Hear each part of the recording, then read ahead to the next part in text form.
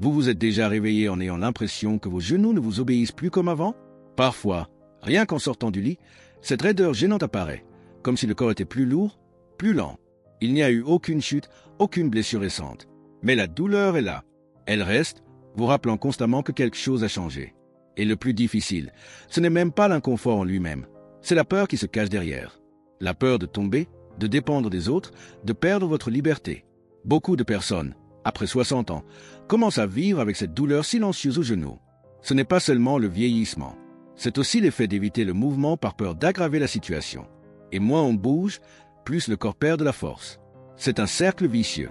La douleur limite, la peur grandit et le corps devient de plus en plus fragile. Je sais ce que c'est. Je l'ai déjà ressenti moi-même. Mais ce que j'ai découvert, après beaucoup de frustration et d'essais, c'est quelque chose qui a changé ma routine. Le corps veut se rétablir. Même avec la douleur, l'âge, les limitations, il répond encore. Il a juste besoin du bon stimulus, au bon moment. Pas besoin de salle de sport ni d'exercices difficiles. Il faut de petits mouvements, faits avec attention, avec soin et de la constance.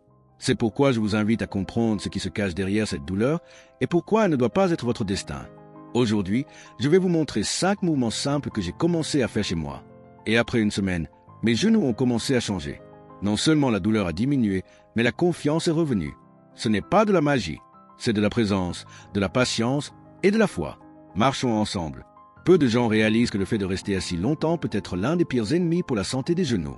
Quand on passe beaucoup de temps assis, jour après jour, certains muscles de la cuisse, surtout ceux qui protègent le genou, commencent à s'endormir.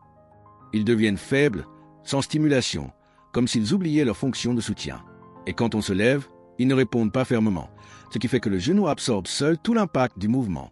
Cela surcharge l'articulation, augmente la douleur et avec le temps peut transformer des tâches simples, comme marcher jusqu'à la cuisine, en défis. Pour réactiver ces muscles endormis, j'ai commencé par un mouvement doux, assis, qui m'a donné confiance dès le premier jour. Je m'asseyais sur une chaise ferme, le dos appuyé, et je levais une jambe, la garde tendue avec le pied légèrement fléchi. Je sentais le muscle de la cuisse s'éveiller, comme s'il était rappelé à la vie.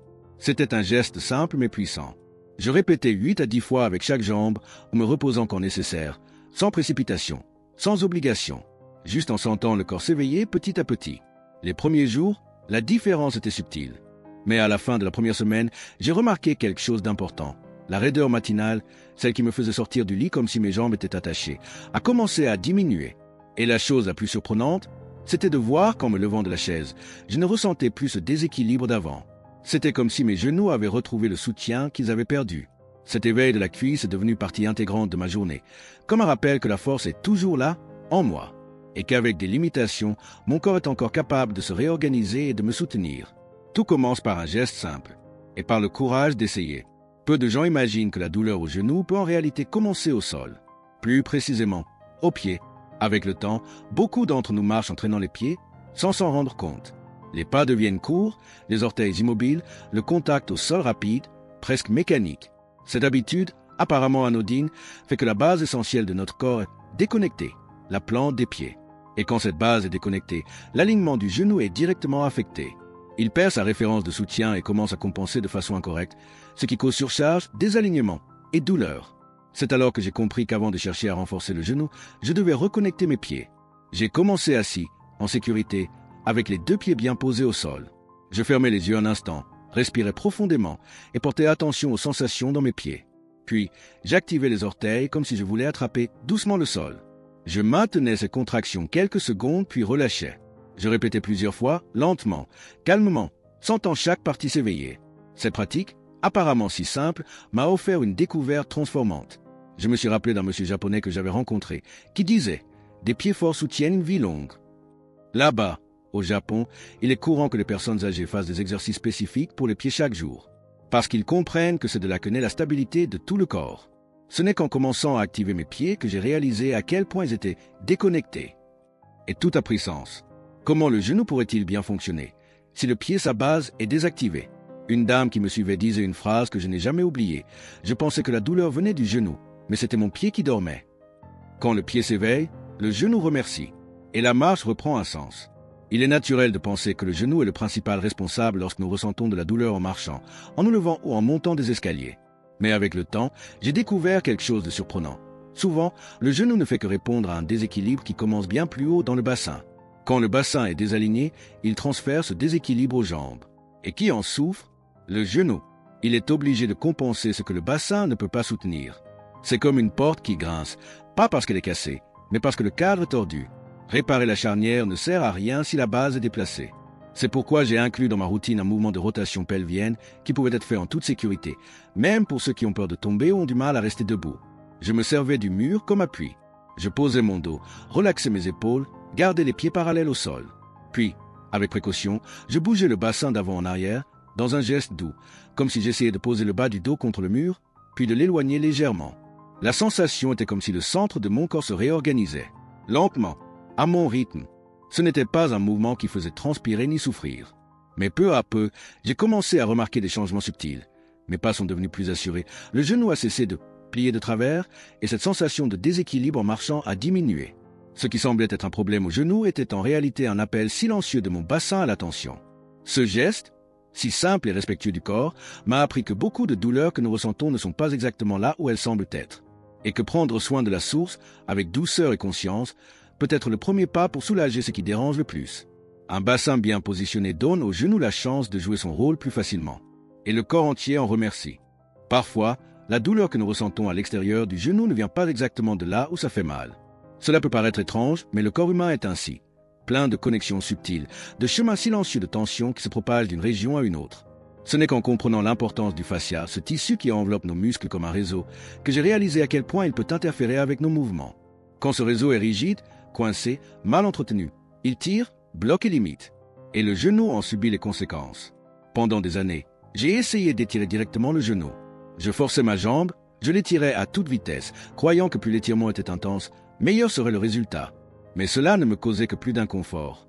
Jusqu'à ce que j'apprenne une approche complètement différente. Au lieu de forcer le point douloureux, j'ai commencé à libérer doucement la partie interne de la cuisse. Oui, cette région oubliée, plus proche de l'aine, qui ne reçoit souvent aucun soin. Et c'est là que tout a commencé à changer. Allongé ou assise avec appui, j'utilisais une serviette pliée ou un coussin doux. Je la plaçais entre mes genoux et exerçais une légère pression, comme si j'enlaçais simplement la région. Il n'y avait ni douleur, ni étirement agressif. Juste une sensation de présence, de conscience corporelle. C'était comme défaire un nœud, petit à petit. Comme ouvrir un espace intérieur, là où il n'y avait auparavant que raideur. Après quelques jours à pratiquer ce geste, j'ai commencé à remarquer un vrai changement dans ma façon de marcher. Mon pas est devenu plus léger, le genou plus libre. Et le plus curieux, la tension que je sentais à l'extérieur de la jambe a diminué sans que je l'ai directement touché. C'était comme si le corps se réorganisait intérieurement, à partir d'un endroit plus profond. Cette expérience m'a appris quelque chose que je garde avec moi jusqu'à aujourd'hui. Il n'est pas toujours nécessaire d'affronter la douleur de front. Parfois, il faut accueillir le corps autrement, avec soin, avec patience, et en respectant le temps qu'il lui faut pour se détendre. Parce que quand le fascia se libère, le mouvement renaît, et le genou remercie en silence, avec légèreté, avec confiance. Quand on ressent douleur ou insécurité en bougeant les genoux, la tendance naturelle est d'éviter tout effort. Et cela crée, avec le temps, une immobilité encore plus grande. La peur d'aggraver la situation mène à un blocage. Le corps cesse de bouger comme avant et les muscles perdent leur fonction protectrice. Mais il existe une voie douce, serait respectueuse pour ceux qui doivent reprendre le mouvement sans mettre le genou en danger. Travailler la mobilité en position assise avec des gestes circulaires et conscients. C'est ainsi que j'ai redécouvert le contrôle sur mes jambes. Assise, les pieds bien posés au sol, j'ai commencé à faire de petits cercles avec les genoux, sans précipitation, avec une respiration profonde, comme si je dessinais dans l'air avec mon corps. D'abord d'un côté, puis de l'autre, comme si je réveillais lentement une articulation endormie. C'était presque une danse intérieure, discrète, mais pleine d'intention. À chaque tour, je sentais les muscles répondre avec plus de légèreté. Et surtout, sans douleur, sans peur. Cette pratique s'est parfaitement intégrée à mes matinées. Avant même de sortir du lit, déjà assise, je me préparais pour la journée avec ces cercles lents. C'était un geste simple qui me donnait confiance pour marcher dans la maison, prendre un verre d'eau, monter une marche. Et au fil des jours, une sensation nouvelle, presque oubliée, est revenue, celle de pouvoir de nouveau faire confiance à mes jambes. Je me souviens encore de ce que j'ai ressenti un matin, me levant sans m'appuyer sur les meubles pour la première fois. Un mélange de surprise et d'émotion. Ce n'était pas seulement le corps qui changeait, c'était ma relation avec lui. Quand on se sent capable à nouveau, même notre regard sur la journée change. La peur laisse place à l'assurance. Et le genou, qui était avant douleur, devient un signe de dépassement de soi. Tout commence par un geste. Assez, calme, conscient et plein d'espoir. Toutes les douleurs ne naissent pas dans le corps. Certaines, silencieuses et persistantes, prennent racine dans l'esprit, dans la peur de ressentir la douleur, le souvenir d'une chute, la sensation que nous ne sommes plus les mêmes. Avec le temps, ces douleurs invisibles commencent à dicter nos mouvements. On évite de sortir, de monter les escaliers, on s'assoit plus souvent, et peu à peu, on s'éteint comme quelqu'un qui vit à la marre de son propre corps. Et cette immobilité émotionnelle pèse plus qu'on ne le croit. J'ai découvert cela le jour où j'ai réalisé que je n'évitais pas de bouger seulement à cause de la douleur physique. J'évitais parce que j'attendais déjà l'inconfort avant même qu'il ne survienne. C'était comme si la peur devançait mes pas. Et cette peur créait une tension constante, bloquait les muscles, me faisait retenir ma respiration. La douleur venait non à cause d'un mauvais mouvement, mais parce que j'étais déjà en état d'alerte avant même de commencer. C'était mon corps qui essayait de se protéger d'un danger qui n'était pas encore arrivé. C'est alors que j'ai entendu une phrase qui m'a transformé. Ce n'est pas le genou qui a peur. C'est votre histoire avec lui. Cela m'a bouleversé, parce que cela m'a fait comprendre que le corps garde des souvenirs, et que pour changer le présent, je devais raconter cette histoire avec plus de douceur. J'ai commencé à bouger avec plus de présence. Et avec le mouvement, j'ai aussi adopté une pratique simple, nommée la sensation, pas la peur. Si quelque chose faisait mal, je disais, je ressens une pression, je ressens une légère tension, et je m'arrêtais là. Je ne laissais pas mon esprit créer des histoires catastrophiques. Je respirais et je continuais. Avec le temps, ce soin a changé ma façon de me rapporter à mon corps. Et j'ai constaté que lorsque l'esprit bouge avec le corps avec intention, compassion et foi, le progrès vient avec plus de légèreté. Le mouvement cesse d'être une menace et redevient liberté. Parce que la peur peut serrer, mais elle ne doit pas guider vos pas. Vous pouvez choisir de recommencer, même lentement, avec confiance, avec amour et avec la certitude que, oui, c'est encore possible. Après tant d'années à essayer de gérer la douleur au genou, ce qui m'a le plus aidé, c'est de comprendre que la transformation ne vient pas d'un exercice miraculeux unique, mais de la constance de petits gestes faits chaque jour. Quand j'ai organisé une routine respectant mon rythme, j'ai vu que mon corps répondait mieux. C'était comme s'il me remerciait enfin d'être pris en charge avec patience et non avec exigence. La bonne routine ne fatigue pas, elle accueille. Et le secret réside dans l'ordre, le temps et l'écoute.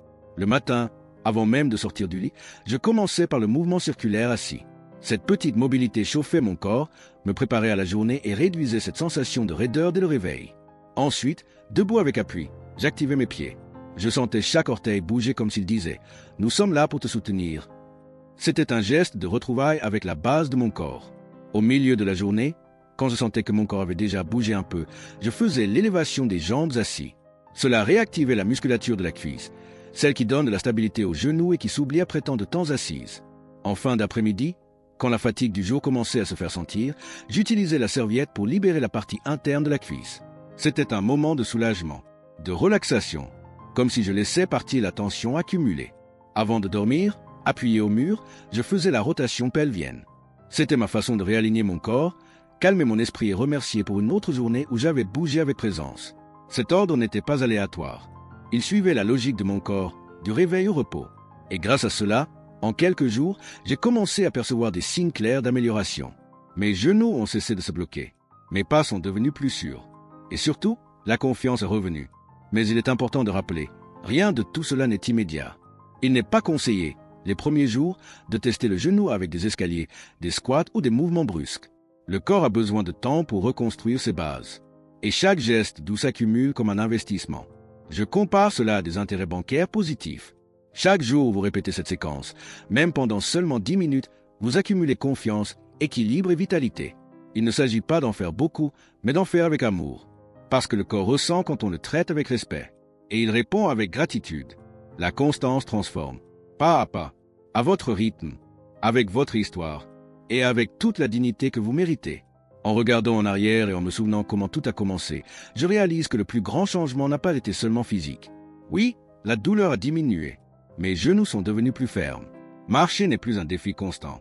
Mais ce qui a vraiment changé, c'est la relation que j'ai, et avec moi-même. Avant, je me sentais prisonnière de la douleur, effrayée de bouger, incertaine à chaque pas. Aujourd'hui, je sens que j'ai retrouvé quelque chose qui va au-delà de la force physique. J'ai retrouvé la confiance. Ce ne fut pas rapide, ni toujours facile. Il y a eu des jours où l'envie d'abandonner était plus forte. Mais j'ai continué. Et dans ce processus, je suis passé d'une personne qui essayait juste d'atténuer une gêne à la protagoniste de ma propre guérison. Chaque petit mouvement, fait avec calme et intention, était comme une graine de courage plantée dans mon quotidien.